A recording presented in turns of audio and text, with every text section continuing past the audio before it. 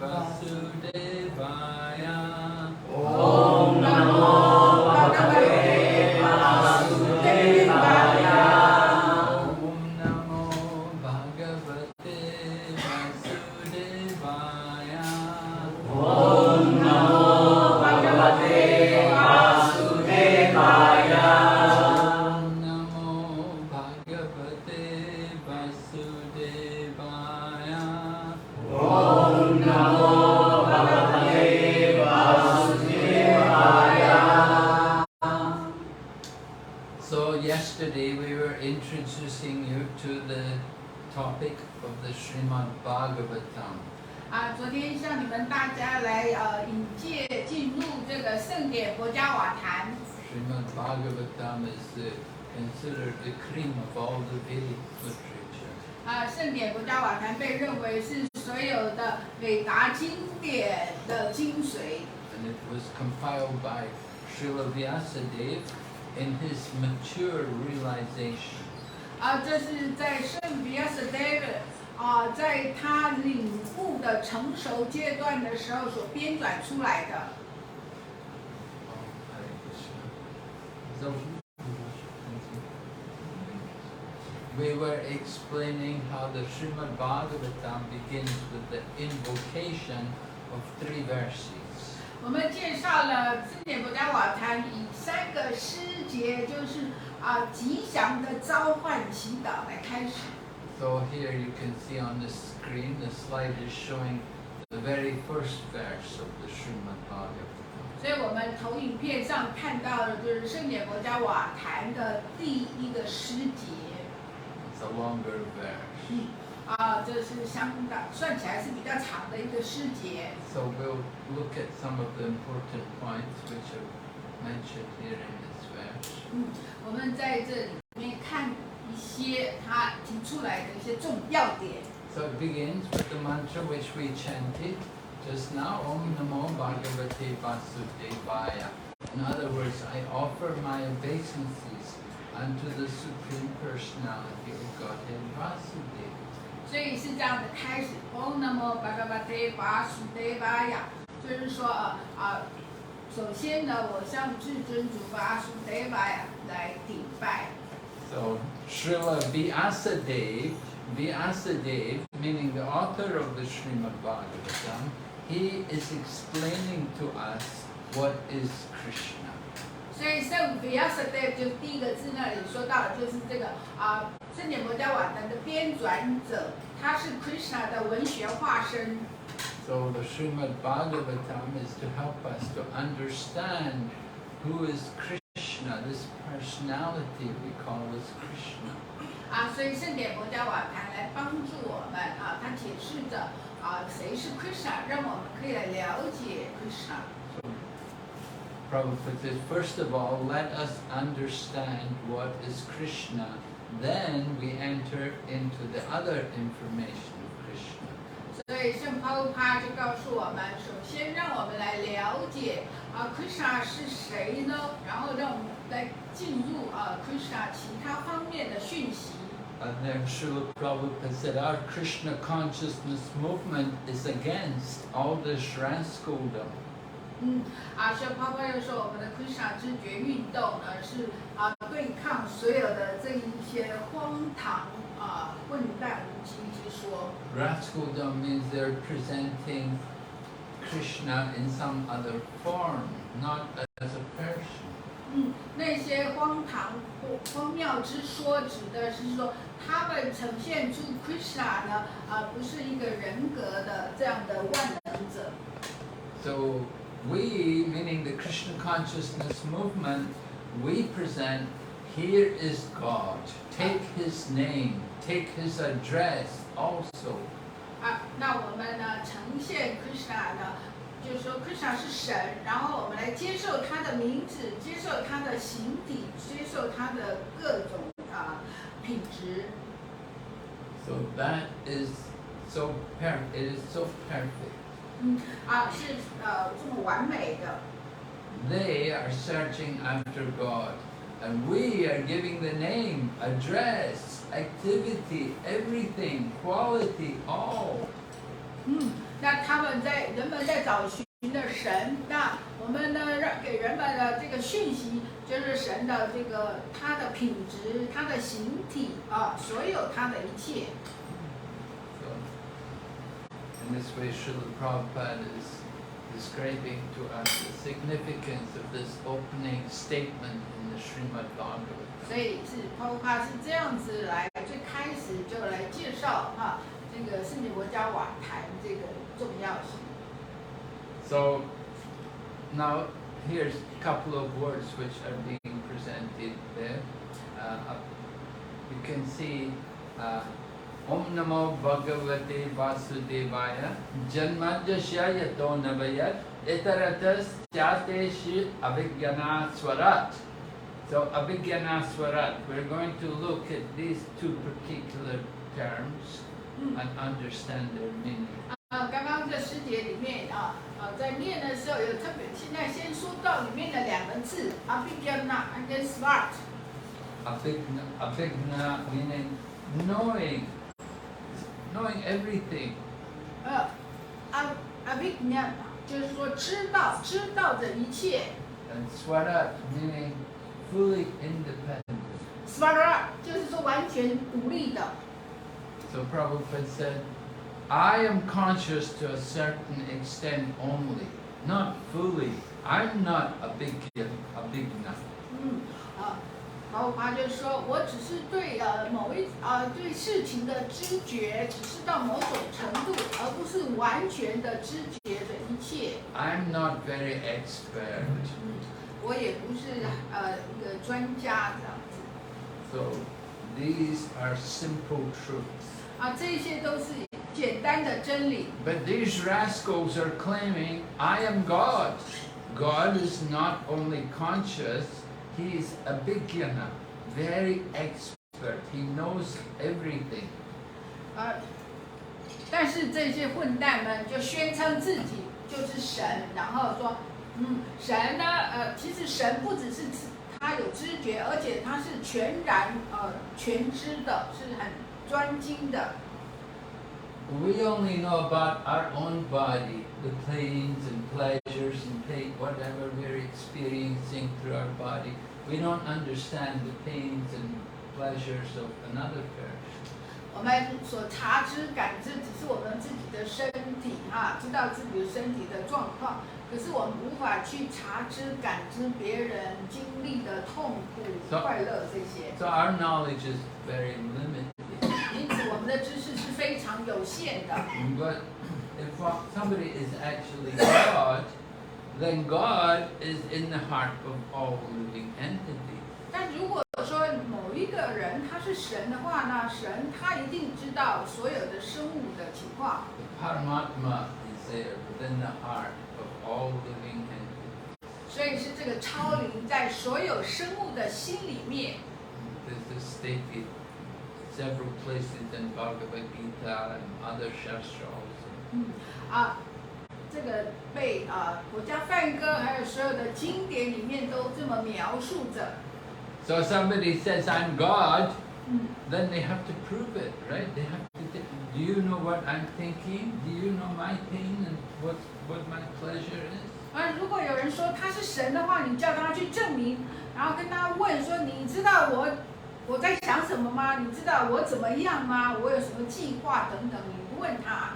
So another parent, how can he ever know these things? Well, God knows everything, but we don't know. 那个人怎么可以知道一切呢？是神知道一切的，我们并不知道。We give the example, just like this apartment, we're renting, we don't own it. Now the landlord, he knows everything about this apartment. 就像比方说，我们这一层我们是租的公寓，那这个房东呢，他知道这个房子的一切，我们并不知道一切。And he has many other apartments. 他还有其他很多的公寓。And he knows about each and every one of his apartments. 而且他自己知道他每一个公寓他的房子的状况。We only know about this apartment. 我们知道只是我们这一间租下来的公寓。the same way God, He is like the landlord, the proprietor of everything, everyone. 所以同样道理呢，神呢就像是一个房东啦，或是一个地主拥有者，他知道这里面的一切。So He knows everything. We could say He's omniscient. 所以他知道一切，就是他是全知的。We are not. 但我们并不是。And He's also Swarat. He's fully independent. 而且他是 Swarat， 就是他是完全独立的。A 是长音 Rat。Prabhupada continues that to get a Vighna or experience, we have to consult somebody. But God is Swarat. 现在说到，如果一个人想要得到经验Vighna， 我们就必须要跟某一个人来询问、咨询、讨论。但神他是 Swarat， 他是完全独立。Swarat means He's personally so independent, He doesn't require to take knowledge from anyone else. That is God. 这个 Swarat 的意思就是说，他是个人，是完全独立的，他不需要去从任何人那边获得知识。那这个就是神。So you can see how the Srimad-Bhagavatam from the very beginning, the very first sloka of Srimad-Bhagavatam is describing to us some of the very important characteristics of God. 所以我们可以知道，这国家瓦坛中最开始就告诉我们神的特征，他的特质。Recognize this place? 大家看出来在什么地方吗？都市新加坡、马来西亚、伦敦、London。London? 台北。不是。London is not so modern. 伦敦没有这么繁华。I thought maybe Hong Kong. 不是香港。Anyway, we ask you, why does there appear to be reality in the material world? 问就是说，在这个物质世界里，看起来为什么好像是那么真看起来事实就是这样子的样子。Yeah, you know, some people like Buddhist philosophy will tell us that the world is not real, everything is illusion. 因为在佛教哲学里面告诉人们说，这个世界是个虚幻的、不真实的。But even you know, a mess like this, you know, we understand there's some kind of reality there. 虽然这样一团的也算复杂，也算一团乱，但是我们还认为确实是有一些实际的存在。And so it's described like this in the first verse. You can see Tejo Vari Mridam Yata Vinimayo. That people are bewildered by the illusory representations of water seen in fire and land seen on water.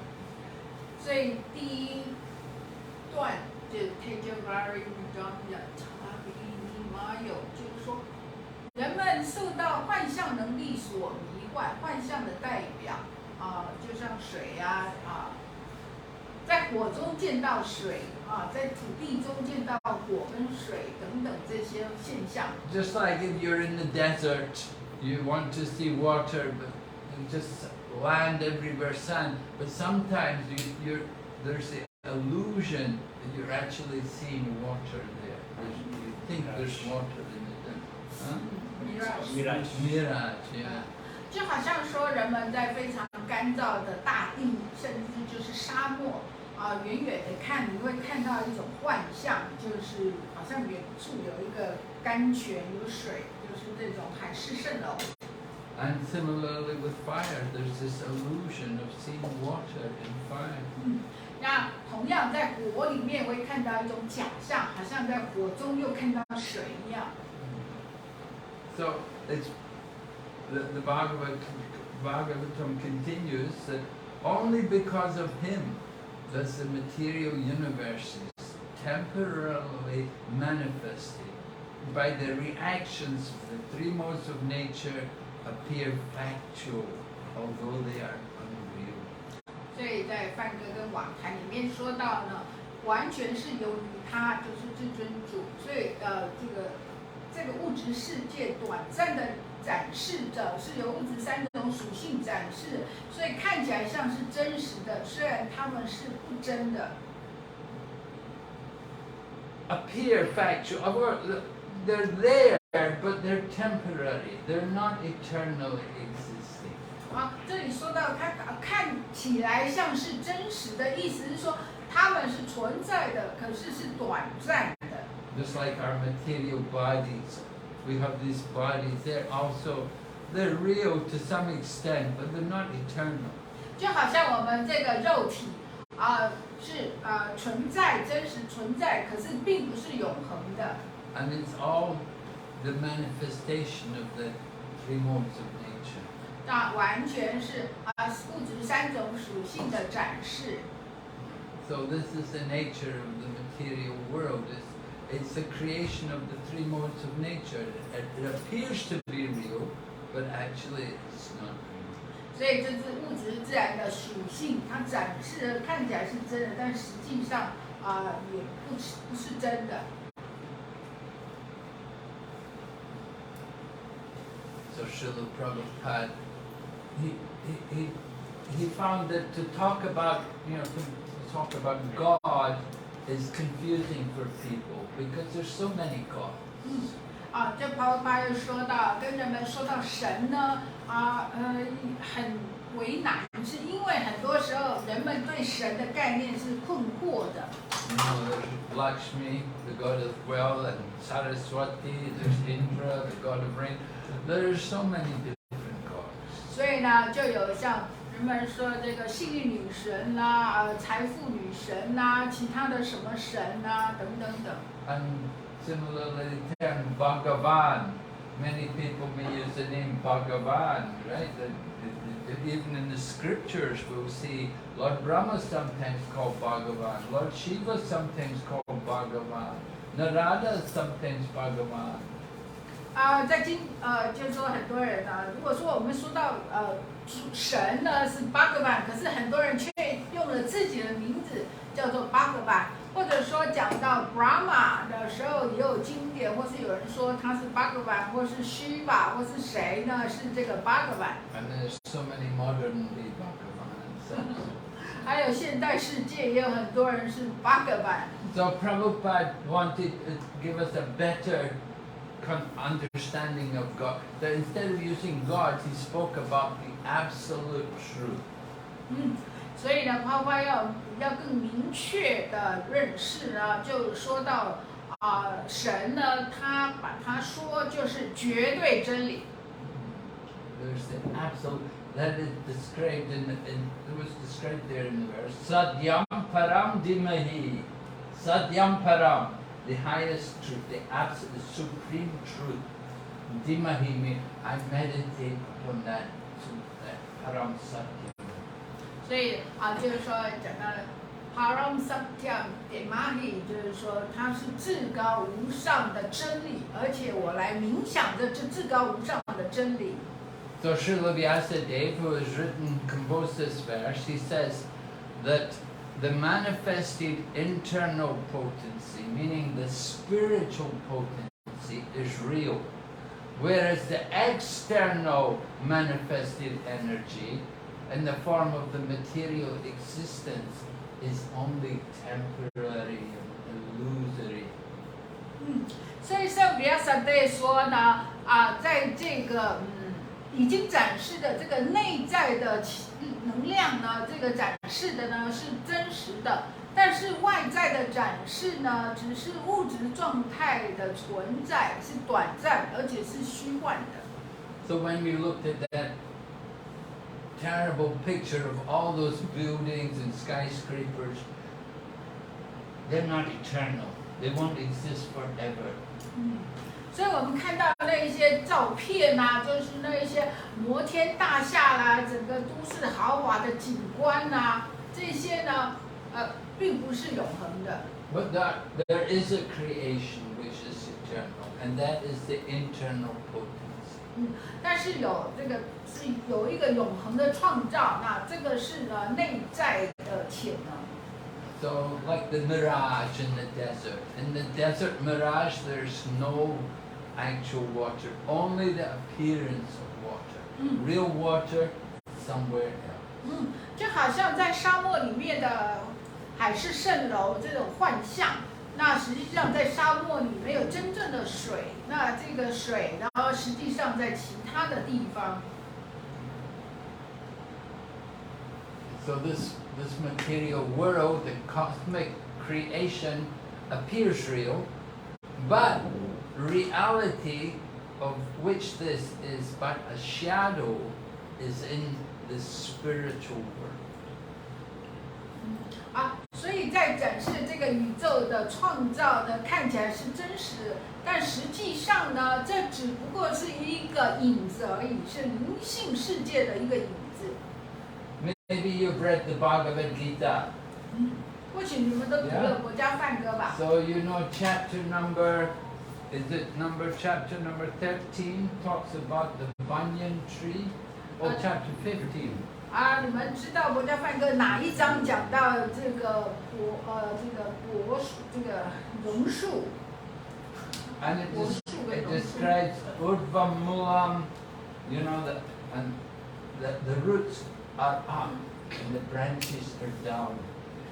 就是我们看这个榕树、柏树啊，就是说它有这个很多的枝干，但是呢，就是根呢倒立出现在空中啊，但是它是分散的才在这个土里面。Like the banyan tree, you know. You see if you go to Zhongjiang Jinian-tang, you can see the banyan trees in the grounds there. They have some banyan trees planted, and they have, you know, many. The branches are going down, the roots are up. 所以如果大家比方说啦，在台北我们去中正纪念堂也会看到这个榕树，那就是说看到它很多的这个气根长出来，可是呢，它根是在上面，那它的枝干这些是往地上这样伸过去。It's like a reflection of a tree. 那这个树的样子，就像我们一般看到树的这个倒影。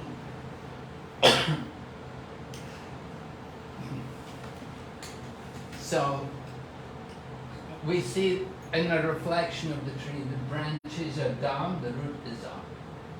所以我们看到树的倒影呢，就是说它的根是在上面，但是它的枝干是在下面。This material world is like that. It's the shadow, or we could say the reflection of the spiritual world.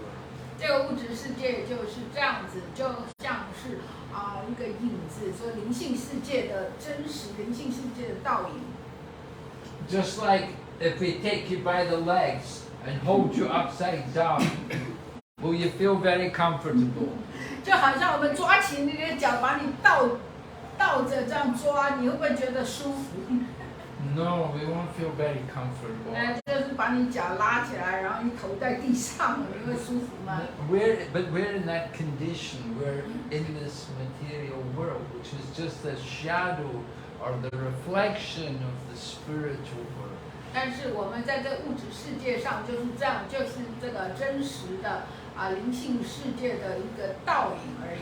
We are trying to enjoy the relative truth. 我们尝试着在享受着这种相对性的真理。 But there's another truth, which is the absolute truth. The absolute truth is in the spiritual sky, not in the material sky. 还有一个真实的真理，就是在灵性世界，而不是在物质世界。 So Prabhupada said, material sky, everything is relative truth. 所以帕繃喀说，在物质天空，就物质世界的所有一切都是相对真理、相对性的。 Depends on something else. 这相对的意思就是说，一件一个事情要依赖另外一件其他的事。Just like you may say, oh, someone is very rich. No, it's comparing one person to another person. 或许有人说啊，谁呀很有钱，可这只是跟这个人跟另外一个人在做比较而已。Oh, this person is very old, comparing to other people. 或说这个人很老了，那只是跟另外一个人比较了。So that is relative truth in relation to others. 所以这是相对的真理，都是跟其他的对象关系相对的。But we want to understand there's another truth, which is the absolute truth. 但是我们想要来了解另外一个真理，就是绝对真理。So Prabhupada said, there's no reality in this material world. There appears to be reality, however, because of the true reality that exists in the spiritual world. 圣帕帕说，实际上呢，在这个展示我们看到的展示的世界里，没有真实的情况，他们看起来是真的，但是由于真实的情况只有在灵性世界存在。Just like one example, we all have the desire to live. No one wants to die. 就好像说我们都有这种愿望，就说一直活着，没有人想要死。But we know the body is temporary. The body cannot live forever. 但是我们都知道，这身体只是暂时的，不可能是永远的。Why do we have that desire to live forever? 为什么我们有想要说一直永生的愿望？ Because in the spiritual world there is eternal life. 是因为呢，在灵性世界有着永恒的生命。The soul never dies. Ajo nityam. Ajo nityam shasvato. Where have they go? For the soul there is no birth and no death. Not having once been, does he ever cease to be. He is unborn, eternal, ever existing. He's not slain when the body is slain. 因为呢，灵魂呢是从来不死的，没有生也没有死，不会因为身体的衰退、衰老而衰老衰退。Na jayate mriyate vakadachin, nayam budva bhavitava nabuya. Ajo nityam shasvato yam purano, nahanyate hanyamane sharire. This way Lord Krishna is describing our eternal spiritual nature. 所以是这样子 ，Krishna 在描述着我们的永恒的灵性的本质。So we are thinking this world to be real, but actually the reality is not here, it's in another place. 我们认为呢，这个世界是真实的，但却实际上呢，真实的存在是在另外一个境界，另外一个维度。And we all want happiness. We're trying to enjoy. We're doing many things to get enjoyment. 而我们都想要快乐，我们都在享受着，试着享乐。Because that's the nature of the soul. The nature of the soul is ananda, it's full of bliss and knowledge. 因为那是灵魂的本质，灵魂本质就是充满知识，而且全然快乐的。But the problem is we're trying to find the pleasure in the wrong place. We're trying to find the pleasure here in the material world. The real pleasure is in the spiritual world.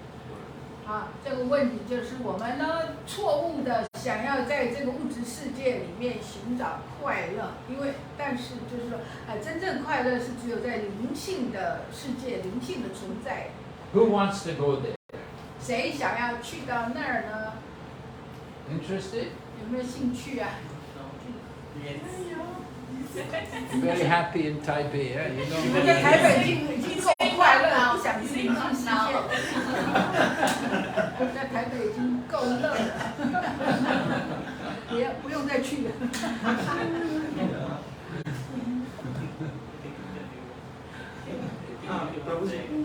Prabhuji, Yes, Prabhu.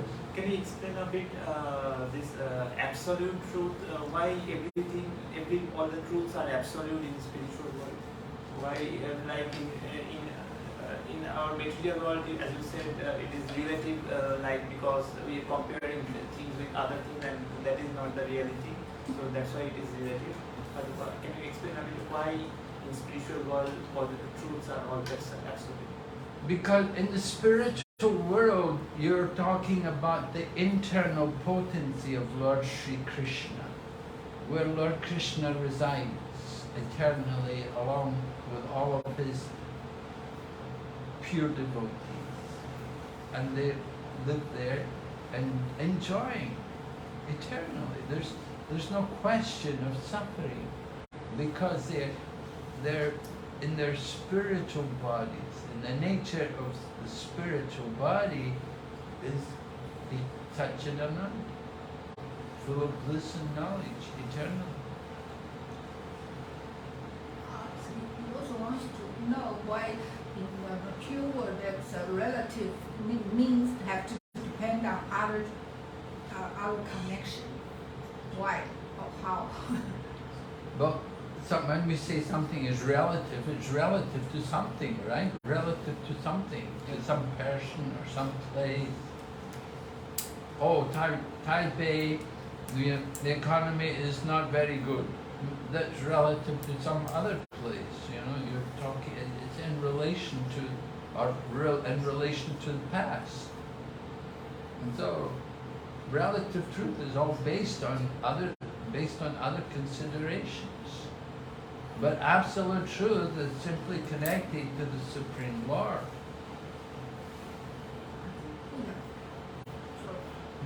It seems to me that because we are the minute Jiva Tattva, so we are so incapable, but God is capable of everything, so we need to depend on the other connection. Well, We say like that. that point is, she's bringing up the point that the living entities are eternally apart from the Lord. In the material world, you're living separate from the Lord. You're independent. We're trying to lord over the material energy. We have the tendency to want to exploit the resources of this world for our own pleasure. But in the spiritual world, everyone is fully Krishna conscious. And everything, every action, every deed is in relation to Krishna. Also, isn't it that in the spiritual world, the thing and the person is the same? Like if you say water, there is no difference between the word water and water. It's the same, so that is absolute in that sense. You know? If you say water, then your thirst is quenched. Can that be said? Can be said like that? It's absolute, means thing. It means the Well, certainly when we say Krishna, there's no difference between Krishna and his name.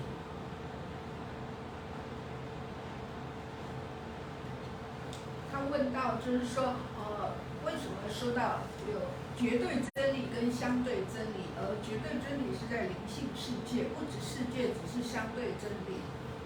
这个马尔什的回答告诉我们，绝对真理呢，是因为在灵性世界里面，它本质就是主的内在能量是绝对的而且是它完全是主是完全独立自主，不需要依赖其他的事物、其他的知识。So it's possible 那 to 物质世 realize 界 this. 就是相对的。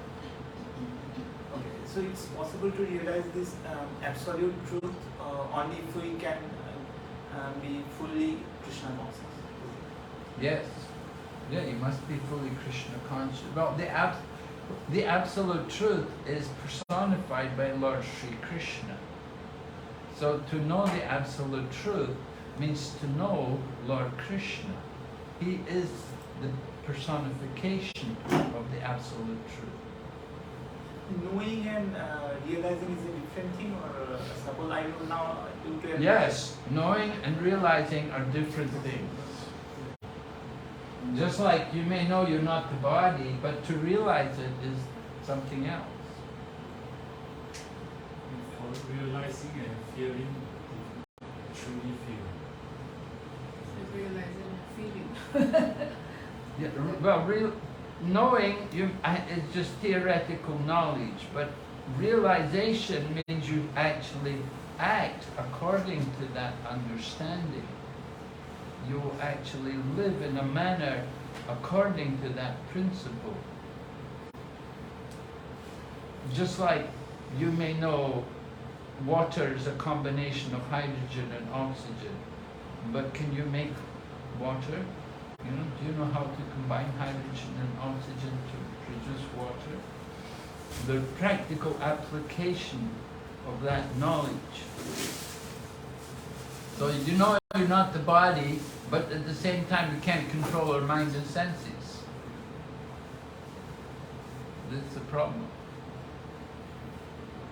Well, I know I'm not the body, but still I eat too much, I sleep too much, I'm greedy, I get angry, these things.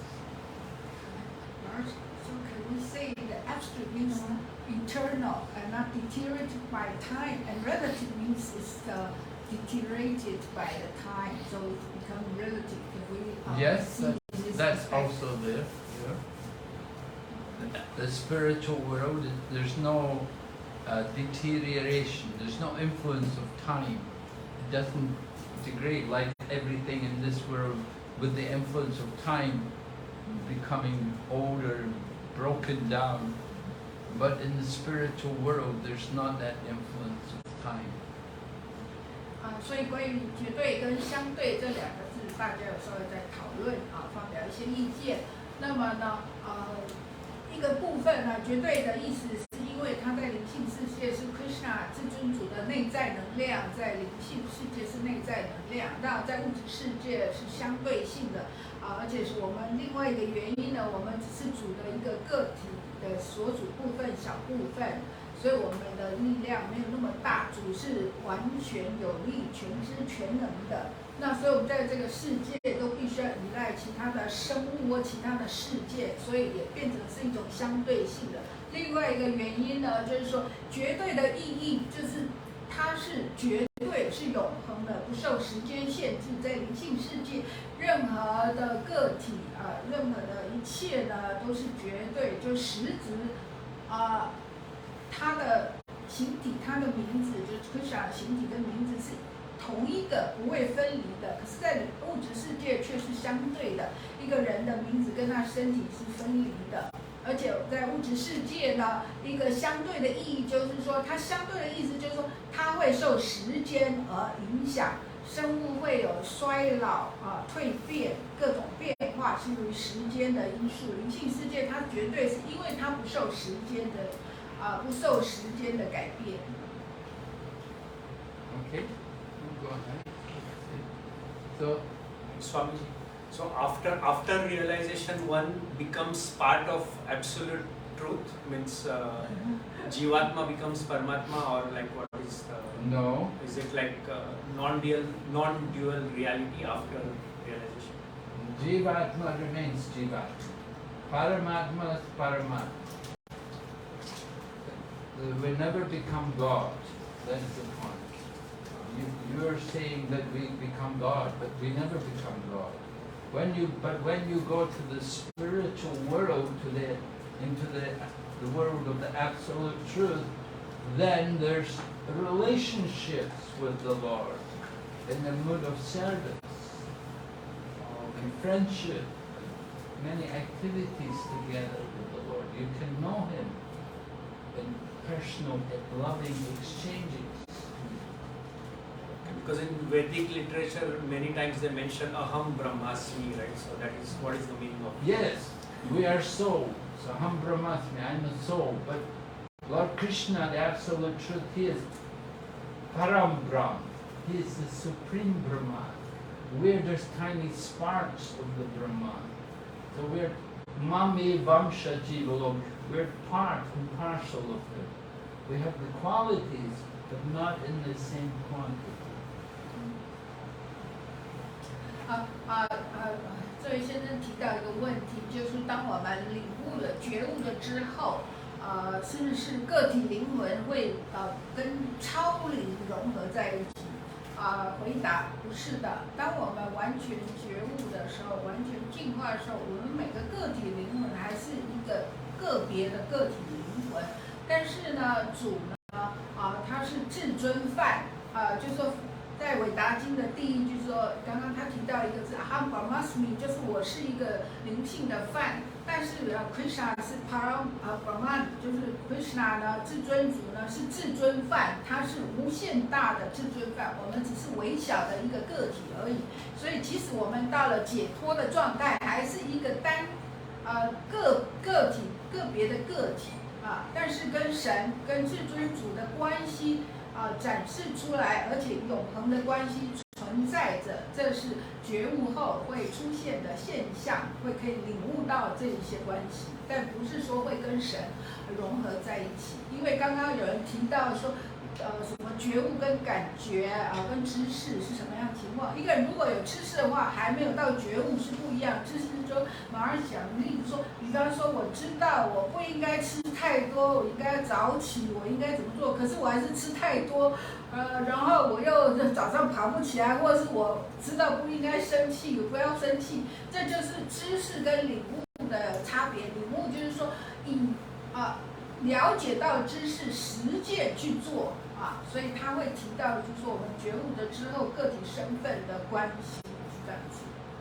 Okay, so moving on to discuss about this absolute and relative truth, one of the acharyas describes it how it gives a perverted meaning to this the material sex life. 这里说到绝对跟相对的真理里面呢，有先前的大师告诉我们，物质上的性生活只是说原来事实的一个扭曲的投影，原来的事实的情况是绝对真理。And the part which you brought up, this is what the impersonalists would claim like that. That we're individuals now, but we'll become one, we'll lose our personality. That is what we refer to as impersonalism, and that is very harmful to people's consciousness to think like that. 因为刚刚那先生提到这个概念，就是说，如果人得到领悟解脱之后，跟真理或是跟至尊主融合在一起，这是非人格的概念。但是呢，我们是人格的概念，就是说永恒，在任何阶段，主是一个单一独立的，我们也是一个小的独立个体。Yeah, it's described here. These impersonalist philosophers, they've encouraged people in this mundane sex life because they've given too much importance to this idea of impersonality. 这一节的要旨有在这边说到，非人格主义者一直在推动的物质的性生活，因为他们是非常的非人格的概念，想要跟人就是领悟的解脱融合观念，所以他们用这种扭曲的方式来认识。Because if we accept this impersonal idea, then ultimately it means we're all God. I'm God. You're God, and we can all enjoy together because we're all God. 因为人们如果 There's no rules, there's no regulations. We're God ourselves, right? So we can do whatever we like. 因为人们如果接受这种非人格的概念呢，就可以很容易来宣称我是神，你是神，他是神，我们都是神，我们可以很自由随意自行。所以呢，人们就不受约束了，所以他们这为什么非人格的主义这个学说会那么所谓泛滥？ And the verse also ends, I told you earlier, Satyam Param Dhimahi. I meditate upon that supreme truth, that Param Satyam is absolute truth. 这是在 Gayatri Mantra 的一个尾段的最后都是说 Satyam Param Dhimahi， 就是说我冥想着它，也就是说它就是绝对真理。 So within this verse, he's included the Gayatri Mantra by putting this word Dhimahi. This word Dhimahi, this is one of the key words in Brahma Gayatri Mantra. 所以 Prabhupada 在这里面的要旨包含了这个 Gayatri Mantra 的一个部分，因为特别是这个字这个 Dimayi 就是说冥想，就是我冥想这个至尊真理，我冥想着。In chanting Brahma Gayatri? 就是说二次起的人会念诵这 Brahma Gayatri。不一定要是气的人气的，我问他们。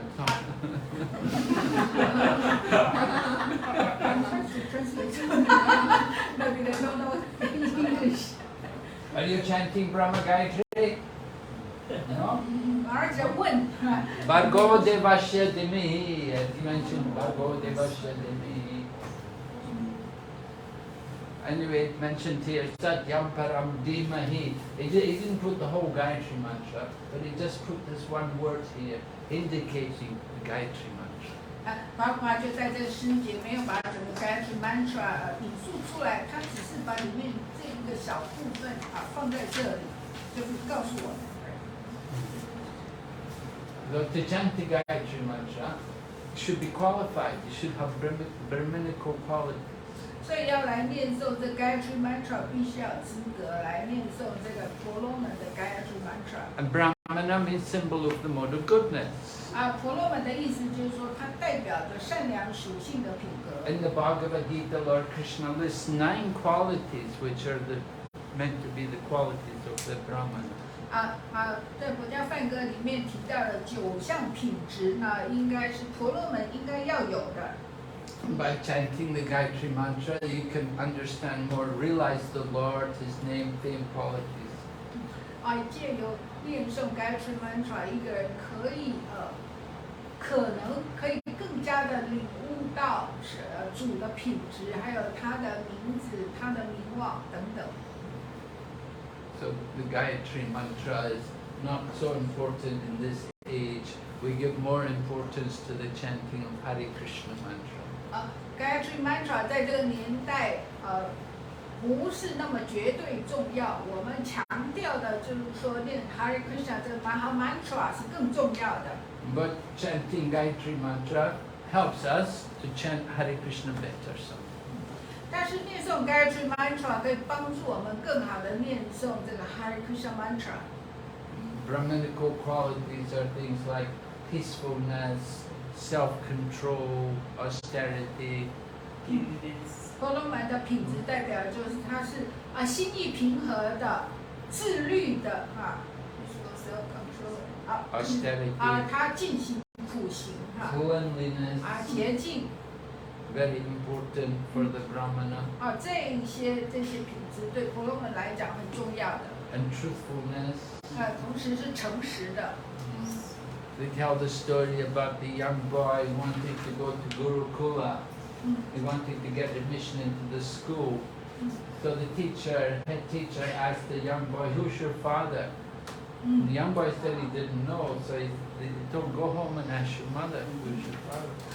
有一个故事来讲述诚实这个品质。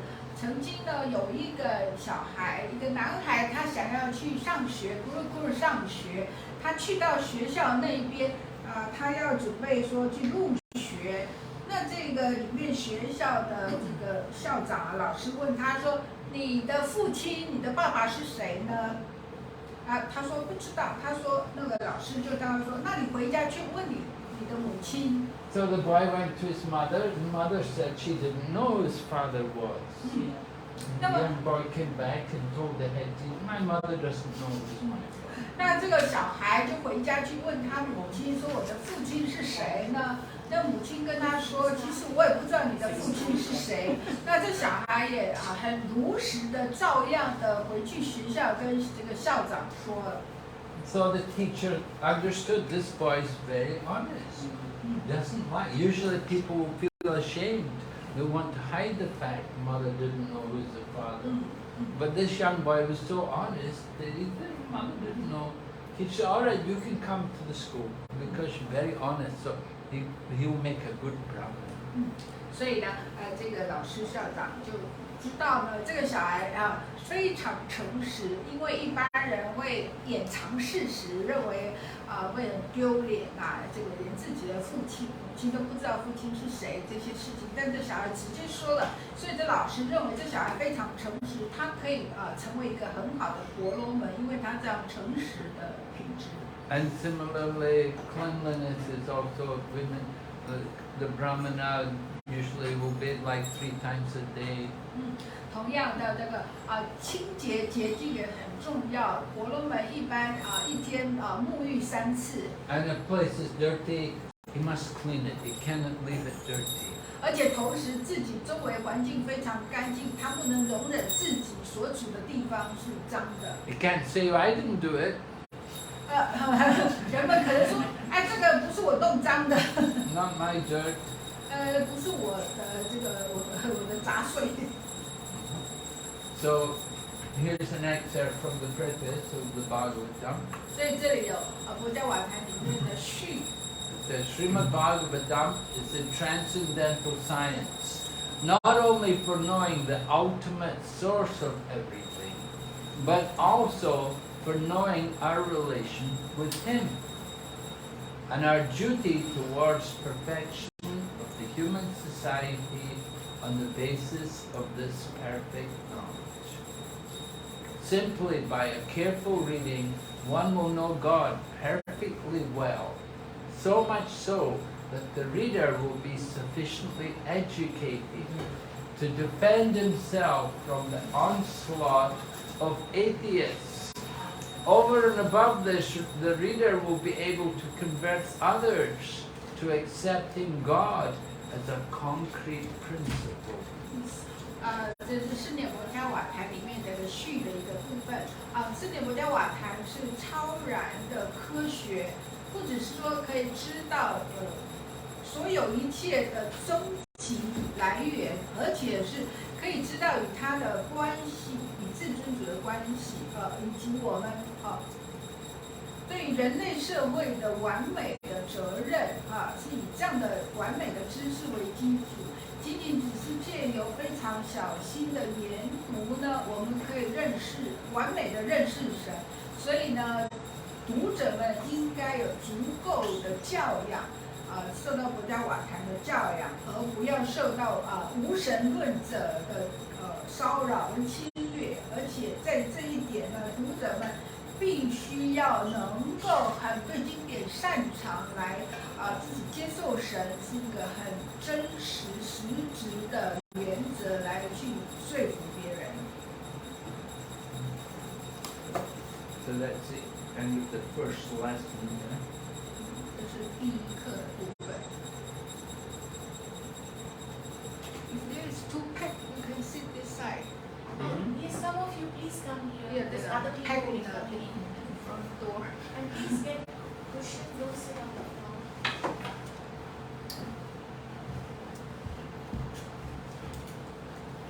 Anyone else when we come here, please?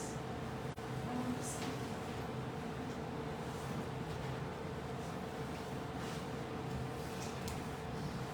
Okay, so we're speaking from the first chapter still. 我们还是在讲在第一篇的第一章。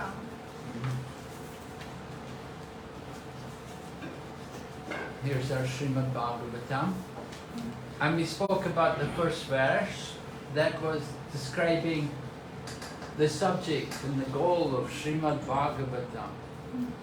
这是圣典佛教瓦坛的第一篇我们讲到了，就是说这个目的研读佛教瓦坛的主题跟目的是什么？ And it was describing how we can offer our obeisances to Lord Krishna, who is the absolute truth.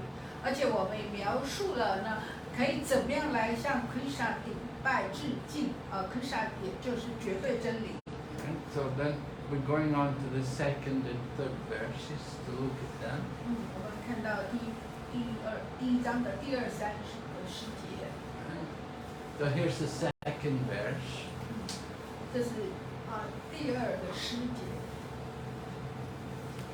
Dharma prajita kaitavo taparamo narmatsaranam satam Vidyam vastavam atravastu shivadam tapat trayonmulanam Srimad-Bhagavate Mahamuni Krite Kimbaparayarishvara Sadyoriraya Varujyate Takritivi Sushrushuvis Takshana. Alright, we're going to hear about religion, what is real and what is pretentious religion. It's mentioned there in the very beginning, Kaitava, Dharma Prajita Kaitava. The Srimad-Bhagavatam is completely rejecting Prajita Kaitava. Kaitava meaning cheating religion. It completely rejects. 所以达玛 Prajita Kaitava 呢，达玛就是特别宗教来说 ，Prajita Kaitava 就是拒绝这个欺骗的、骗人的东西。So this knowledge is meant for those who are described here, Parama Nirmatsaranam Satam. They're not envious. 所以第二行就是 Paramanimatsaranam Satam， 就是说，对这个知识对谁来说，对那个不嫉妒的人来说的。So we're going to hear about this. Prabhupada explains Dharma, this word Dharma. Prabhupada said just to translate as religion is not really a very fitting description of the word. 所以 Prabhupada 用这里在告诉我们，达玛这个字，如果只是翻译为宗教的话呢，还不是这样子。But Dharma means the real characteristic of something. 达玛的意思说事物它真正的本质。Just like what is the Dharma of sugar? 就是说糖的这个达玛，它的真正本质是什么？ Huh? Sweet. Sweet, right? Dharma will be. And what is the Dharma of chili? 辣椒是什么？ It will be hot, right? 就是它的这个很辣。So the same way, the living entity, the jiva, he also has his own nature. And what is that nature of the jiva? Yes? Ananso. Ananda Swarup. Ananda Swarup. Yeah, but we have to achieve that, right? We have to come to that state. We have to purify ourselves to come to that. The nature of the jiva is seva, to do service. And we see everyone's engaged in some kind of service. 所以呢，生物的我们这个个体生物 jiva 的本质，这个达玛就是服务。世界的所有生物总是在进行某一项服务、某类服务。Serve. You see people with the dogs, take the dogs. You know, they have to serve, take the dog for a walk. 你去服务，甚至要服务狗牵着狗，你要服务它。And the mother, of course, is serving the family. 一个母亲她服务的家庭。The politicians meant to serve the country. 政客们呢，政治家们要服务国家。So here, the characteristic of water.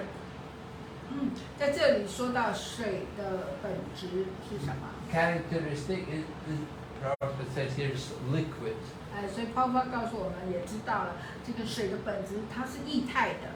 So the same way, every one of us, we are serving. We have that nature to serve others.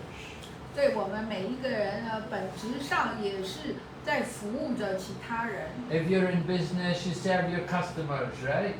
做生意的人要去服务他的 You 顾 have 客 to do business where you serve your clients. And 做生意的要服务顾客。 so here, the Srimad-Bhagavatam is describing that it rejects cheating service. 所以在这里，国家瓦坛告诉我们要拒绝欺骗的这一切。 Means cheating, Kaitava means cheating, which is not Dharma. 开头法的意思就是欺骗，那这不是达玛，不是一个生物的本质。 It's not the characteristic. 不是生物的特征。 The characteristic is I am eternally servant of God. 生物的品格就是说，我是神的永恒的仆人。 But instead of giving service to God, I'm serving the dog. 所以本来要服务的神，现在要服务的狗。 So, when this kind of dharma, this kind of Kaitava dharma, that is not discussed in Srimad-Bhagavatam. 所以像这一类的品格特征呢，就不会在国家瓦坛里面来讨论。 Just like you go to the temple and you pray to the God, you think, oh Bhagwan, I love you. 就好像你去庙里跟神祈祷说，哦，巴格曼，我爱你。 But all the time we're thinking, 但是你心里一直想说，给我钱，你给我钱。 so is that love? 这是爱吗？ Child comes to the father, oh Pitaji, I love you. 去到爸爸面前说，爸爸，我爱你。爸爸给我钱呐、 So that is Kaitava dharma. 这就是开特玛，开特玛达尔玛。 So 骗人的事情。 that is not to be encouraged. That kind of love and devotion is not encouraged. 所以那一类的爱啊，或是那种奉献啊，是不被鼓励的。 The Srimad-Bhagavatam rejects all these kind of cheating religion. 所以圣典国家瓦坛完全拒绝所有这些欺骗性质的活动。 Now, it's there in every religion. Whether you talk about Hindu or Christian or Muslim, you'll find it everywhere. The people that they may be religious, but they have their motives. They have some material motive want to get from God. 所以呢，这是很普遍，在所有宗教里面都有，不管你是基督教啦、回教啦、摩门教啦、道教什么，通通有人们就是带着一些动机去到那儿去做所谓的宗教活动。 Give me a nice wife and a home all by the sea. Om Jai Jagadisha. 去到神的面前跟神祈祷说。 给我一个漂亮美好的老婆啊，给我很好的房子啊，在海边的房子啊，哦，神啊，万岁啊，你是最光荣的。这个地神。So they use this word projita, meaning completely rejecting these. 但这里的这个中间这个字呢 ，projita 就是说。 完全的拒绝，完全拒绝这些骗人的事。 So long as we have some material desire, then our devotion is not pure. 只要我们有一丝一毫的物质欲望，我们的奉献就不是纯洁，不是纯洁的。 So this Srimad-Bhagavatam is presenting to us what is the highest truth. 所以这个国家瓦坛呈现出什么是最高的真理。 Prabhupada describes here a religiosity in the shape of fruitive work is directly a method of gross sense gratification.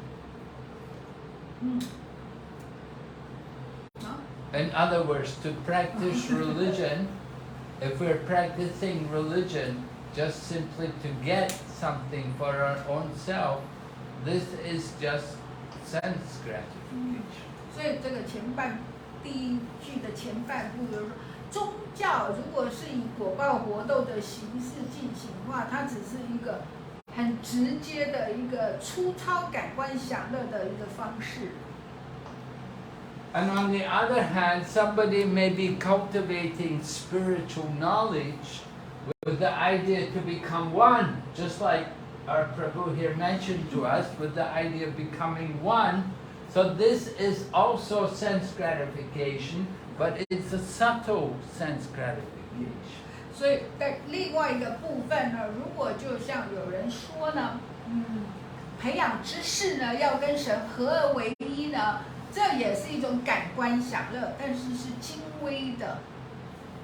So, in Bhagavad Dharma, all of these kind of cheating religions are rejected. 所以在佛家饭的这个本质呢，Bhagavad-Dharma 是完全拒绝所有各种这个骗人的、欺骗的情况。So Bhagavad Dharma is about giving up all material desires and also giving up the desire to become one with the Supreme. 所以 Bhagavad-Dharma 呢，这个就是说要放弃这个物质欲望，而且也要放弃说与主融而为一的这种欲望。Prabhupada continues is that often when one is baffled in the pursuit of sense, he takes to salvation, tries to become one with the Lord. 所以Prabhupada又说，如果一个人在感官享乐挫败的时候，他就会去试着在努力成为跟神合而为一。所以所有结果呢，这只是都不同形式的感官享乐。In other words, somebody was trying to make it in the material world. He was trying maybe to become rich or to become a big man in material. Couldn't make it. He got defeated. Wasn't successful. So he may turn to the idea to try to become one. 就是说就像有人在物质世界想要努力的变得富有啦，变得出名啦，有地位，可是挫败了，所以他换一个方式，他就努力的想要说进行到达跟神合而为一的境况。So both methods, both material desire to get material thing and to get spiritual liberation, the idea of becoming, it's all sense gratification. 所以像这样子怀着各种的物质欲望，想要物质的享受，还有或者说他去找这所谓的灵性的解脱，但是他希望解脱跟神合而为一呢，这些也都是感官享乐而已。But the Srimad-Bhagavatam teaching Bhagavad Dharma is a transcendental religion, and this is a function of the soul.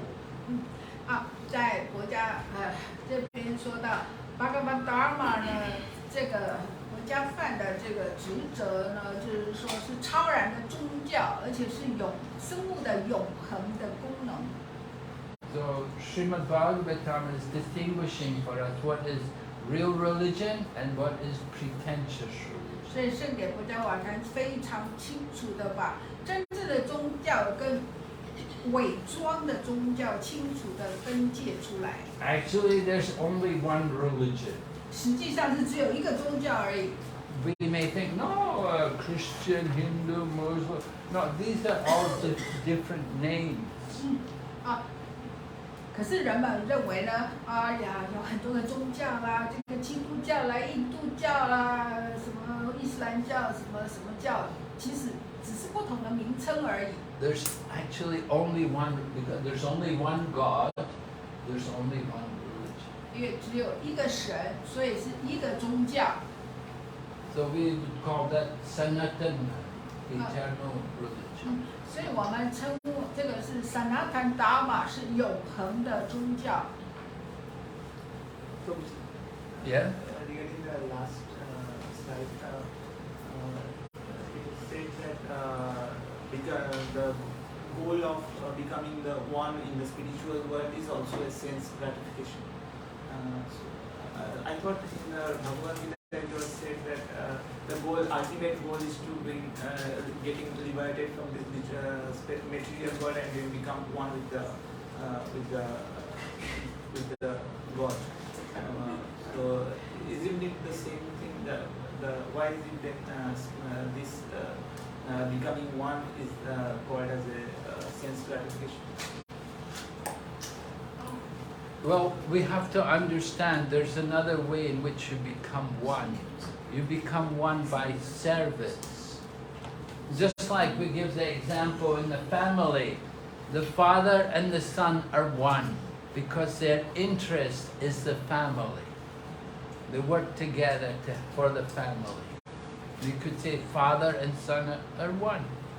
But the father's an individual, the son's an individual. They keep their individuality, although they have oneness in interest. So the same way the living entity and the Supreme Lord, they have oneness in interest. 他问到就是说为什么那种要与神合而为一的这种概念也算感官享乐？因为他以前所知道的就是说我们在进行宗教程序，想要得到解脱，然后跟神所谓合而为一。但是有人这么说，可是现在又说这种合而为一是感官享乐，所以他想要了解更深入。马尔回答就是说，有一个方式可以跟神合为一，是一个例子，就好像说，一个父亲跟孩子，他们在一个情况是一，他们想要他们一起的努力但是他们父亲跟这个孩子永远是个别的个体，个别独立的个体，但是他们有同样的目标，同样的精神来进行他们的事业等等。这种时候是他们在一的情况，他们的精神是合而为一，但不是说身体这种融合而为一那种非人格的一。So when Bhagavad Gita speaks about oneness, we can understand it in that sense, because earlier Lord Krishna has already explained about the eternal individuality of all living entities. 《加梵歌》里面说到这个一，这个是这样，因为Krishna 在《佛教梵歌》在讲到这个一灵性的一这个品质之前，有讲到生物的独立个体性跟至尊主的独立。Krishna said in the very beginning to Arjuna, "Never was there a time when I did not exist, nor you, nor all the kings." Everybody. We're all eternally individual. Krishna 在《佛教梵歌》的最开始就说呢，从来没有任何时刻，你或是他或是这些国王，或是我，从来没有人不曾存在过。所有的一切生物永恒都是一直存在的。Now there is a condition of merging into the oneness, the impersonal aspect of the Supreme. 那现在有一个条件，这样的制约，就是说怎么样，所谓融入这个非人格这个融入范里面。You enter into the oneness of the Brahman. There are no activities, and there's no variety. 就是说，如果一个个体灵魂融入范里面的话呢，在范的境界这个阶段是没有活动，而且没有任何的种类的分化，完全一样。There's simply the feeling of oneness in being one in the light. 在那个存在状态，那种合而为一的状态，只是一种感觉，它是跟这个一体这样的而已。So it's not a very satisfying condition, and the persons who enter into that condition, they will remain there for some time, and after some time they'll become bored, and they'll become anxious for it, because the nature of the soul is to have activities and to have relationships. We long for that, and if you deny that, then you'll just become frustrated. After some time, the souls may merge into the Brahman, then they come back to the material world. 所以呢，如果到了梵的境界，融入梵这个阶段呢，它只是暂时的停在那里，不上不下。但是在那里，因为只有这微微的感觉，我是跟这个是一体的，可是那边没有任何的变化，没有任何的活动，只能待一段时间，因为灵魂的本质是活动的，不可能都不动，所以在那边久了，待在那儿，他会很无聊，所以他会想要去活动。那一般呢，他就会再降下来，降下来在其他的层次里面进行活动。So this is what happens to those endeavoring transcendentalists who don't know about the practice of Bhagavad Dharma and devotional activities. They simply want to stop everything. They negate everything. See no evil, see nothing, don't hear anything, don't speak anything. They stop everything. It's not the goal. It's not. It's artificial, and so they cannot maintain that forever. And then after some time, they come back to the material world. 很多的追求解脱的人，很多的灵修人，因为没有这样的知识，他们就认为他们要得到解脱，所以不应该去看物质世界的状况，不应该听物质世界的东西，然后不应该去接触物质世界的什么，然后只有这唯一的情况，但是到了这个饭的时候，又不知道在上层是怎么样。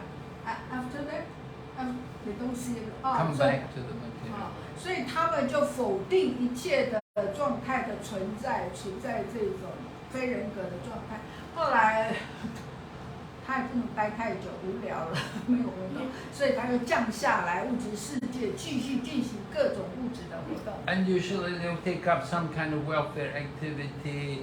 They'll maybe open a school or make a hospital or have a children's home, something like that. 那一些从饭阶段已经到达饭的阶段的这一些个体灵魂，在降到物质世界的人，他们一般也不会那么低落，但是大部分会做一些慈善公益开医院孤儿院或是各种的慈善的这一些行为活动。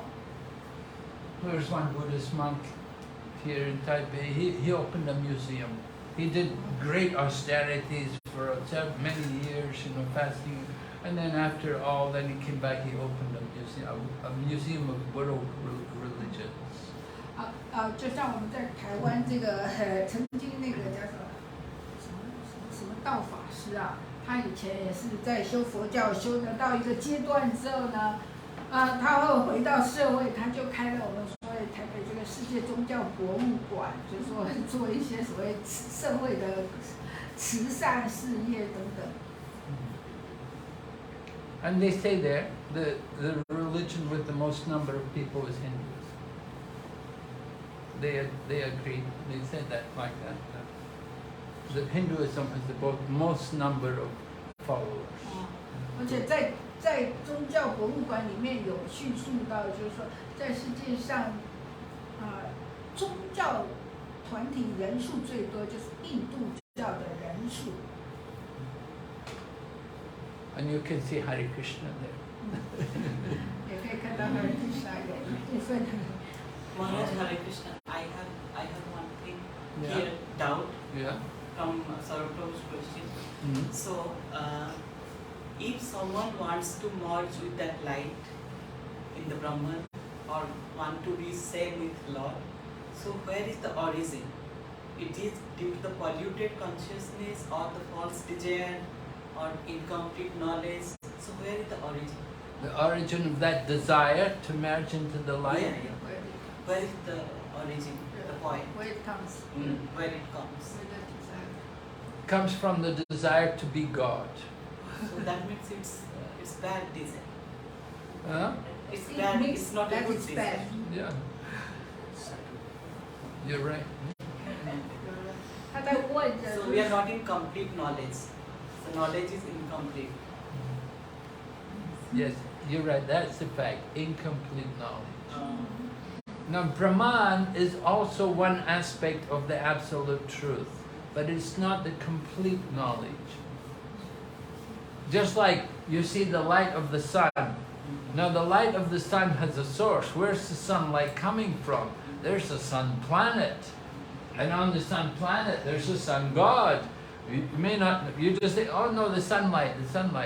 You just enjoy the light. You don't think about the sun planet. You don't think about the sun god. 他问到就是说这个个体灵魂会有想到融入泛光那种概念跟神合为的这种想法从哪里来？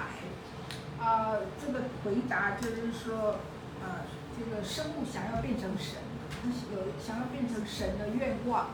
在另外一个原因，马上回答到就是说，也就是说他Mantoshi自己有提到，由于个体灵魂在灵修过程的不完整的知识所以呢，因为在泛的阶段也是领悟绝对真理的一个阶段一个部分，但是他不完整的知识认为终极的阶段只到这里，他还不知道至尊人格神的这个人格部分，所以一部分是不完全的知识，还有一个就是说个体想要变成神这种愿望。So some people who understand the Brahman, the aspect of Brahman, they have some realization, but it's not complete.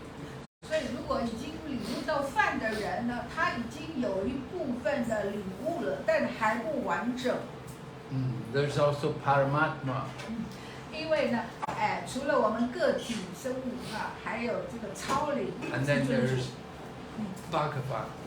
然后就是说超灵的领悟，再来就是对至尊主的领悟。It's still helpful and good that if we are going for those realization of the Brahman or of the Paramatma. Well, Still good or not? Yeah.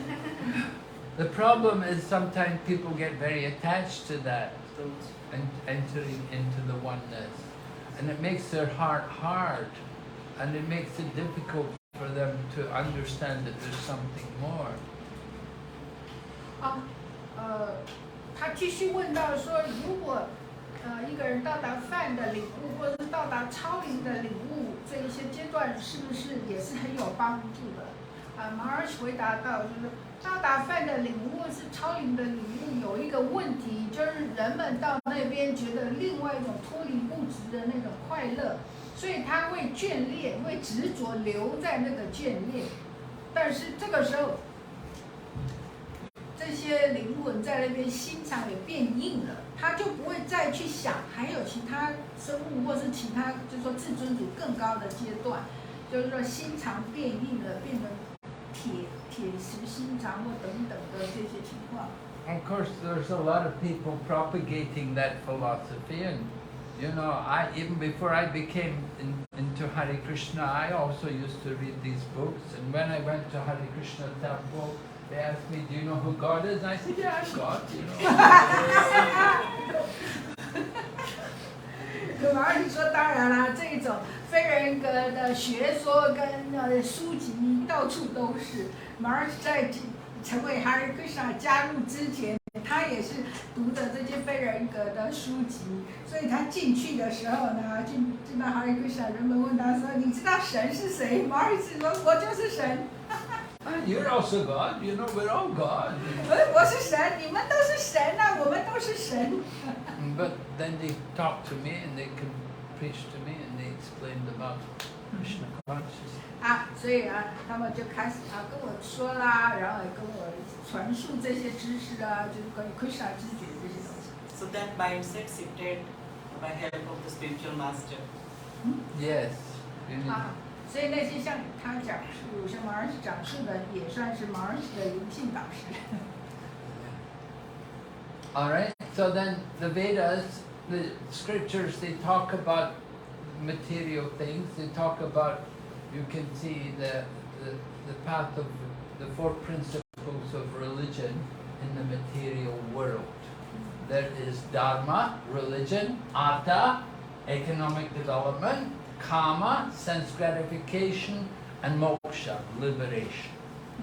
所以呢，这里又说到呢，就是说物质宗教的4个原则，一个是 Dharma 是宗教 ，Artha 呢就是说经济发展 ，Kama 就感官享乐，来 Moksha 呢就是解脱，就是说一般的物质社会的4个阶段。And so, meant to follow that kind of path. We begin by being religious. By practicing religion, being pious and religious, you get economic development. 所以呢，在物质宗教上，人们就进行宗教活动啦，就是说变得虔诚的话呢，他就会可以得到经济发展。And with economic development, then you get more sense gratification.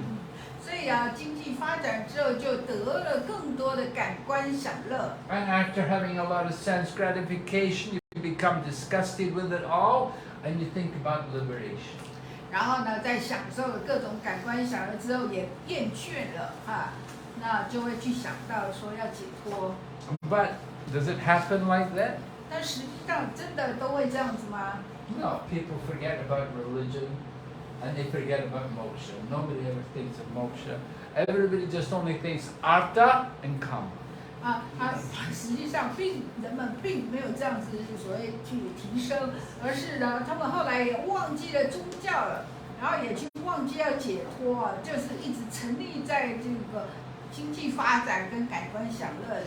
But the scriptures, the real religious principles, they talk about these things, the four things. But everybody just thinks only economic development. They only want these two things. Nobody ever thinks about liberation. 那么，其实真正的宗教是应该谈论这四项的，但是呢，人们就不去管真正的宗教，一直就是说认为呢，只是经济发展跟感官享乐，那也不用去想说解脱。You could see like the first people, the people went from Europe to America. They were pious, religious people, you know, and they went there to America. They built their churches, and you could see the church was in the center of the town, you know. But over the years, you know, oh, how it's all changed. 就我们看历史来说呢，像那欧洲人，他们去到美洲的时候，最开始的时候，这一些都是很虔诚的欧洲人去到美洲呢，就是说在当地各个城镇中心盖教堂啊，这个教会聚会啊，但是后来你看现在渐渐的都已经荒漠了。What's in the center of the town now, you know, is the shopping mall, yeah, cinema, casino. 现在的这个所谓城市中心是什么？不是购物中心，不然就电影院，再来就是赌场等等。Actually, these four things are therefore not to be encouraged. Srimad-Bhagavatam doesn't encourage. 即便是这四项呢，国家瓦坛也不鼓励。Because this is more of the line of cheating religious. 因为呢，这四项也比较倾向是欺骗人的宗教。So Srimad-Bhagavatam is to teach us how to develop our love for Krishna, God. 圣典国家瓦坛只是在教导我们怎样培养对神的爱。That is the goal of life. 这个对神的爱是生命的目标，生命的宗旨。Not just to think about economic development, liberation. 不是只想着所谓经济发展啊，或是解脱。So Srila Prabhupada is saying, others also, the so-called religious system, they also think like that. Not only the Vedas, the other religious, they also think like that. And Prabhupada gives the example, the Christians, they go to church and they pray, oh God, give us our daily bread. So this bread supplying business is like that. God supplies the bread and we eat and enjoy. 所以在博家瓦坛的药子婆婆讲课曾经说过，其他的情况也是，他们所谓的宗教系统是这么想着。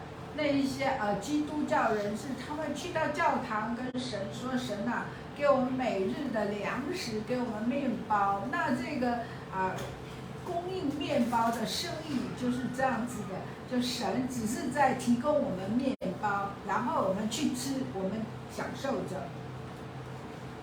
And we even see how the communists propagated their philosophy to the people.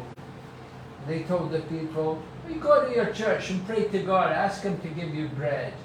And so they all went to church and they prayed to God, oh, give us bread. And then they said, well, did the God give you bread? And they said, no, not yet. So the communists said, we'll give you bread, bring the bread.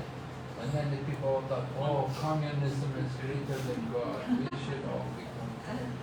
所以共产主义呢，他们是用这一点来攻击社会。他们就对那些人说，对那些基督教徒说：“哎呀，你们去跟神，去教堂跟神祈祷，说要神给你食物，给你面包。你们有没有得到？有没有面包啊？”他们说没有。那这共产主义说，共产主义者就说：“好吧，那你们来我们这里，我们会给你们面包，给你们粮食。”然后他们就去。他们自己就准备好，然后就给这些人这些面包，所以把这些人这样吸引过来。But the people were not intelligent enough to ask, "Who gave you the bread?" 但是人们不够聪明，没有去问，没有去想说，哎，你们得到的这个面包跟粮食是谁给你的 Who gave you the wheat? Who gave you the heat to cook the bread? It all comes from God. 啊，谁给你这个麦子来做面包？谁给你这个火来这个烤面包？那这个麦子的粮食啦，这个要烹饪的火啊，都是神提供的。So Hindu also Prabhupada said, Hindu may also pray to God, oh, I'm very poor, give me money, oh, I'm sick, cure my disease. So everywhere, some motive in religion. 那同样的，那些印度教的系统，有一些人是这样：神啊，给我一点钱吧，我好穷哦；神啊，我生病很厉害啊，给我这些钱啊。所以很多人去到宗教行为都带着物质动机。But devotional service is about being pure in heart. 那奉爱服务啊，奉献服务说的是心灵的纯净、纯洁。No material. 啊，就是没有物质欲望。Akama sarvakamo va moksha kama udaradi tivrena bhakti yogena yajeta purusham. Even you do have material desires, still you can worship Krishna. 是这样叙说的。即便一个人有物质欲望，还是可以崇拜 Krishna。And Krishna will help us to gradually purify. 那 Krishna 会帮助我们使我们渐渐的被净化。And Krishna can also fulfill your desires. 而 Krishna 当然可以来满足你的欲望。Krishna will consider if this is actually good for you. Krishna 会去考虑这些是不是对你真的好。But Srimad-Bhagavatam is about devotion to Krishna. 而国家瓦坛所关切的就是对 Krishna 的奉爱。Not about fulfilling your material desires. 而不是关于怎么样满足你的物质欲望。Okay, any question? 任何问题可以要提问。Any more questions, 所 Prabhu? 以我想问一下。Maharaj, I have one question Yeah. related to chanting. Yeah. As you mentioned, Gayatri and Hare Krishna Mahamantra. Yeah. So, we know that in this age of Kali, on the mantra, we are not that much pure to chant the mantra and get the benefit from the mantra. But if we really, like Hare Krishna Mahamantra, for example, so do we have to realize the mantra first or chant first, like to get maximum benefit? So what we have to do? Well, first of all, anybody can chant Hare Krishna mantra. Gayatri mantra is different. Gayatri is meant to be chanted by people, Namo to goodness, Brahmins. But anyone can chant Hare Krishna mantra. 他在问到就是说刚刚有提到的 Gayatri Mantra， 那么呢，我们一般说到这个 Hare Krishna Mantra， 这两者有什么可以让我们多知道一点或什么分别？那因为呢，我们还没有那么纯洁来念诵 Mantra， 即便 Hare Krishna Mantra， 我们也还没有那么纯洁，我们是不是应该先有一些领悟再来念诵？马尔回答到就是说，任何人都可以来念诵 Hare Krishna Mantra。那么呢 ，Gayatri Mantra 需要是所谓有婆罗门品格的，是善良属性的人，这样子来念诵的。But as far as your question goes about, do we have to understand the mantra, realize the mantra? Not required. You don't know the language, even our pronunciation may not be better. It's alright. What is important is the feeling, the attitude in which we chant.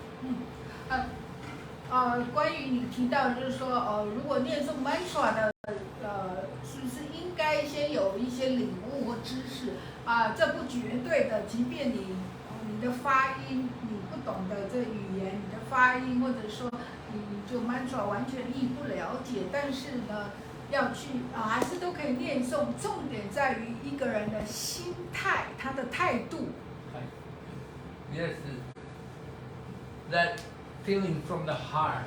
We have to chant with real feeling that we're calling to Krishna. Krishna is a person and we are calling his name. 这是我们心中的感情。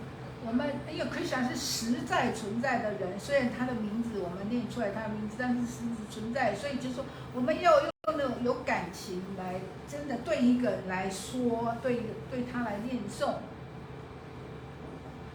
So of course, if you understand more, of course, of the language or the theology behind the holy name, the chanting of, then it can also help you to get more benefit.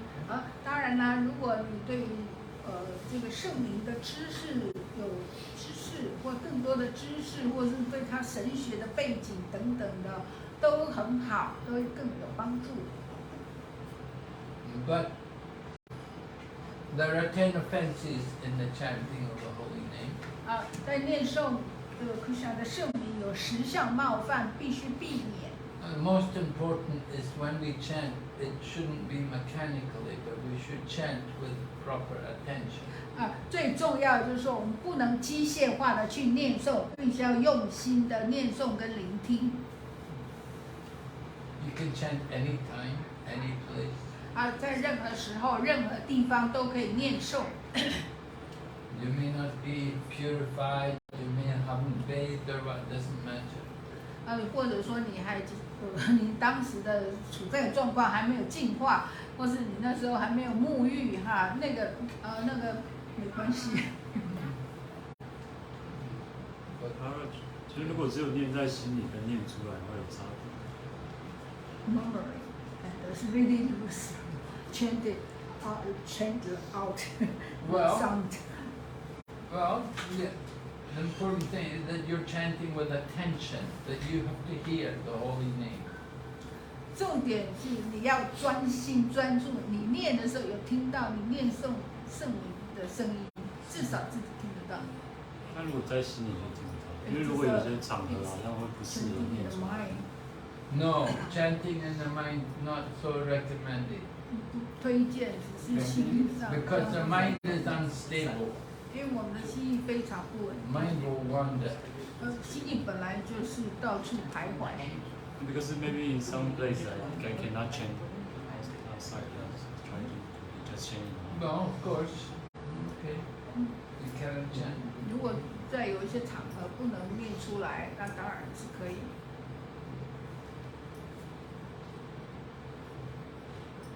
Is there any scientific benefit in chanting?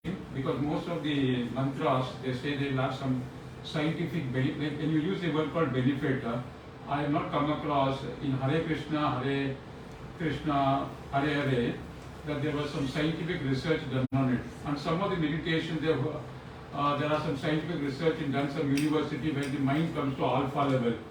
Because when you are telling about benefit, I just want to know what is the benefit a person will get up. It will bring you to the mode of goodness. Okay. That research has been done. Okay. And it's documented. One devotee in the USA, he did his research on that. And he showed that not different people in different places, they started to chant Hare Krishna and they found themselves come much more up out of the mode of tamas and rajas and come up to the mode of goodness. So there is some scientific research on chanting. Many. Yeah, and when you chant Ram also, your tongue touches the palate, and also there is pituitary gland stimulation. That listen is also done. No, So that that's very material. That's not spiritual. Yeah, that is then it gives physical benefit, like, because of the stimulation of the. But we're talking about spiritual. We want to understand the spiritual material benefits that you get into these things. That's not it. We're not the body, right? We're learning we're not the body. You're talking about the tongue touching this and this and that. That's very material. You say it affects the brain. The brain is also material. What does it do for the soul? We're talking about the soul.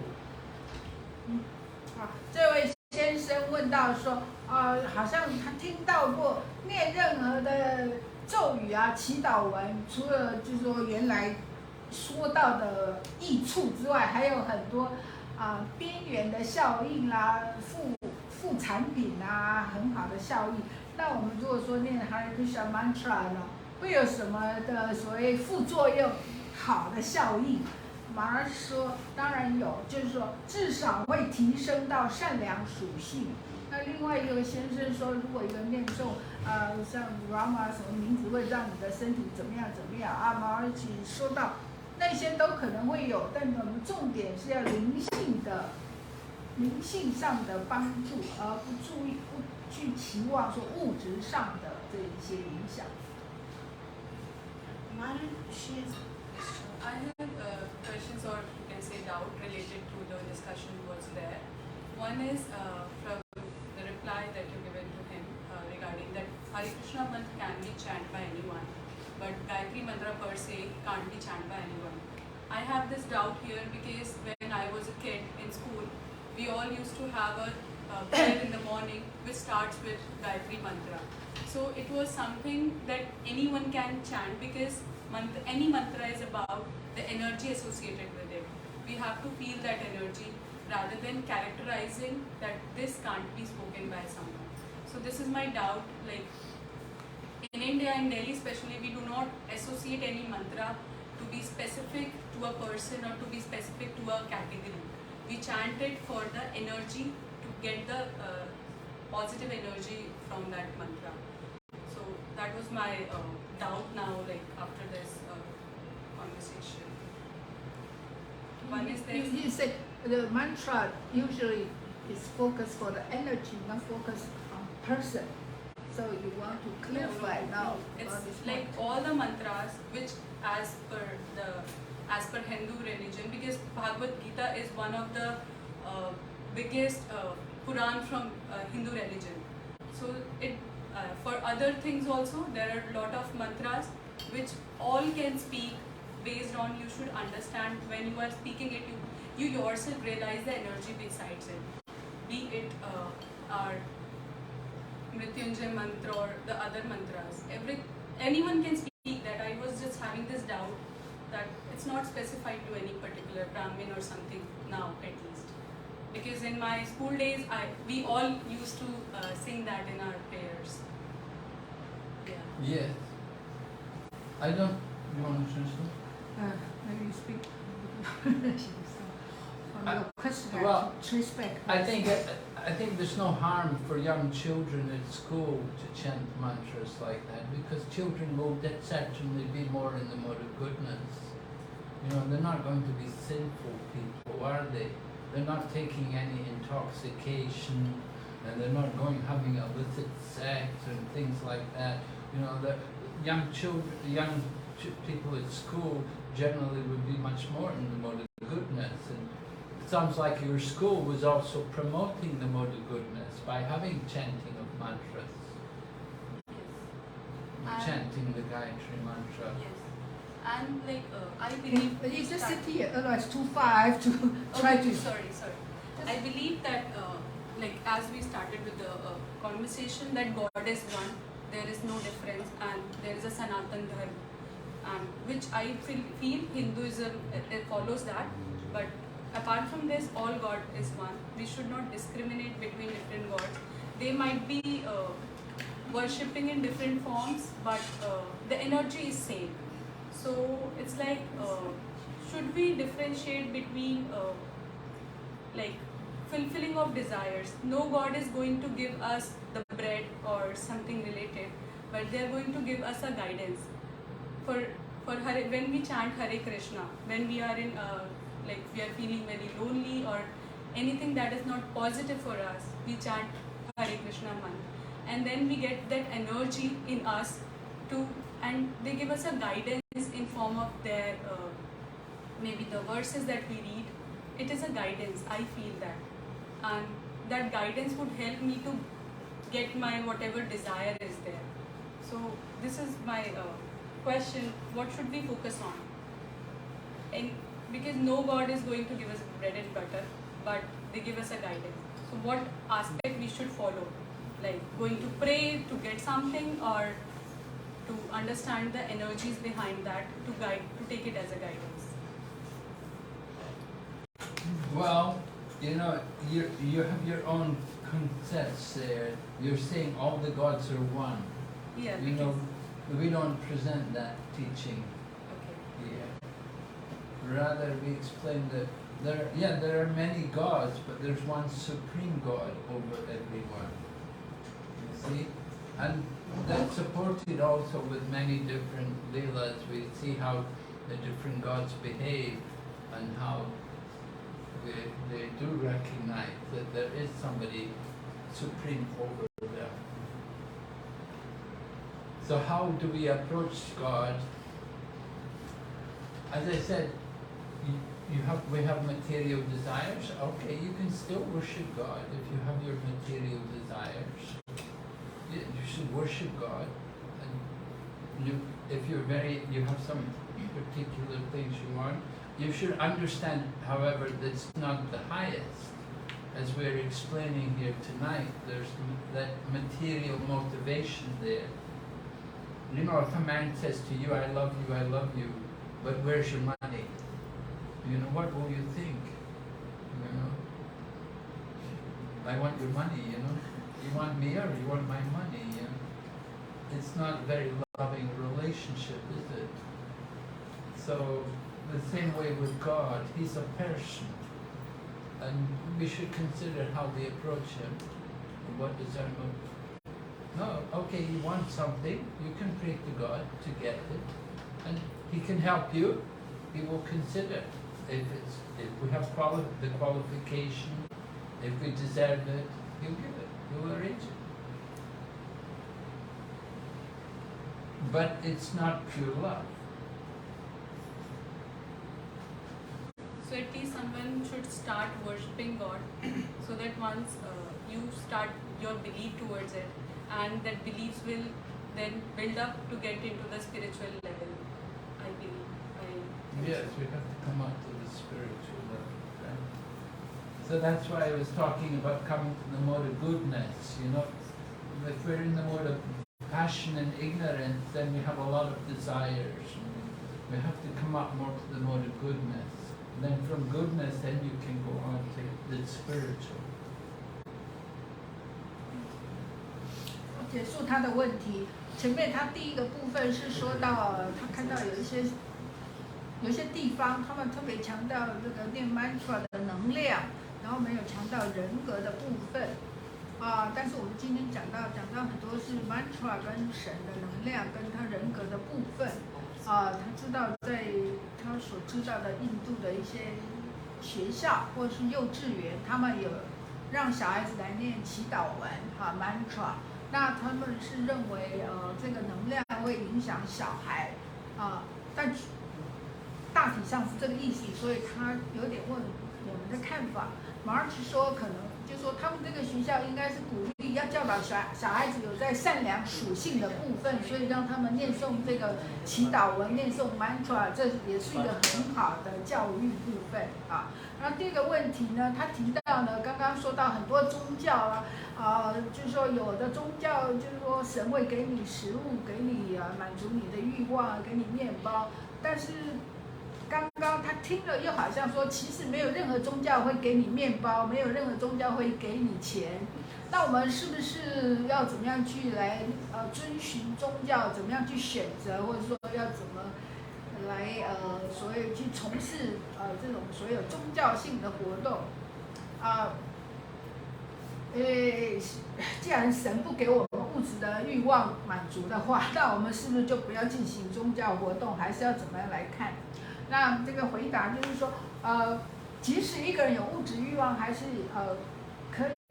可以来崇拜神，去跟神祈祷也是可以的。但是经由这些宗教的规范呢，渐渐的，这个人呢，他就会被净化，他物质欲望会变得灵性化所以进行宗教，就是说特别是像奉爱服务这些呢，可以让一个人进化到这个更直接灵性的培养，后面对神的爱，所以是总是有进行这个宗教性的活动，是个好的一个联系，这样子。Somebody had a question? Actually, I want to know what exactly devotional service is and how it can help us to get our heart purified. Yes. Well, devotional service is about the loving relationship which we have towards God, rendering service to God, doing service for God. And particularly it begins with hearing about God, how he's a person and his personality, his qualities and his activity, how he creates and things like that.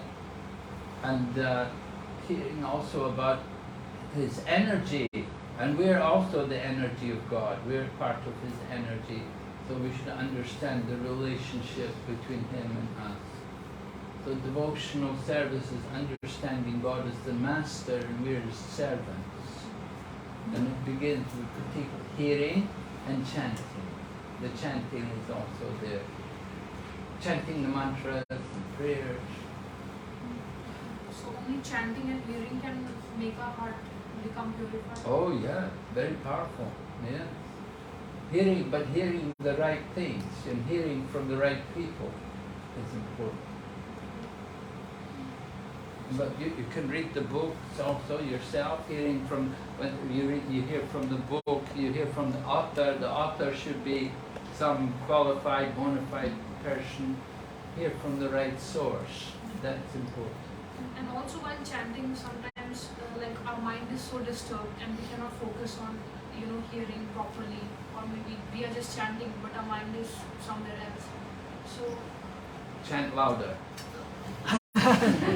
The sound cover your mind. Yeah, your mind is somewhere else. You're not chanting carefully. So you have to try to focus, bring the mind back and focus on the chanting. So I say chant louder, and that will help you to bring the mind under control. Thank you. Okay, thank you very much. Hare Krishna.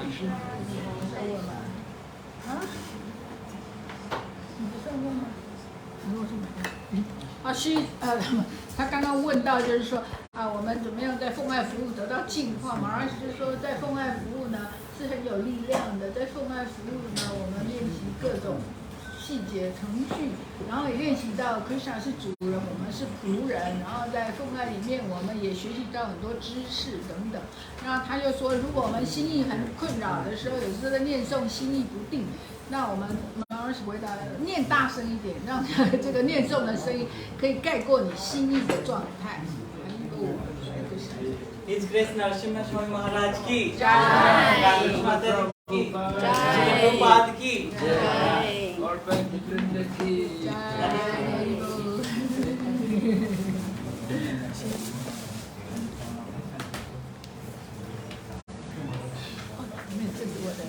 平板，没关系。 How's your son? How's your son? He's in America still. He's in UK. Okay. London.